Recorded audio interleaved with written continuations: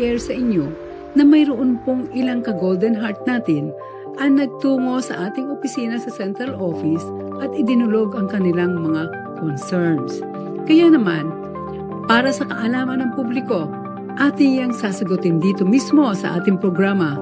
Pakinggan po natin ito. Magandang umaga po. Ako po si Elisa de Guzman. Nagsadya po kami dito sa tanggapan ng NCSC po upang idulog ang aming hinaing ukol sa ID na dito po ay naningil sila ng 25 pesos dito sa ID na to dahil daw po sa lamination. Kami naman po ay nagbayad. Ako po si Elisa niya. Pero punta po doon sa office namin para po kumuha ng ID na nagkakahalaga po ng 100 pesos. At ang sinasabi nila na ito po daw ay kinakailangan namin pag kumukuha kami ng ID. Tama po ba na pabayaran nila sa amin ang ID ibinigay nila? Para sa kaalaman ng publiko, bawal at hindi kailangang imprenta o i-print ang inyong digital NSC ID dahil lehitimo at opisyal na maituturing ang digital version o screenshot ng inyong senior citizen ID.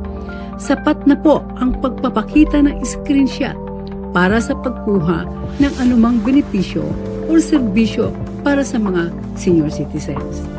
Tungkol naman sa ikalawang concern, hindi required ang pag-imprenta ng Registration Reference Number o RRN mula sa NCSC website. Mahigpit po naming pinapaalaala sa mga registered senior citizens na hindi hinihingi ng NCSC ang printed na kopya ng inyong RRN para sa pag-apply sa Expanded Centenarians Act Cash Gift. Tanging mismong RRN o numero ng inyong registration ang pwedeng ibigay kung kayo ay magpapasa ng application. Again, hindi required ang printed ng inyong RRN.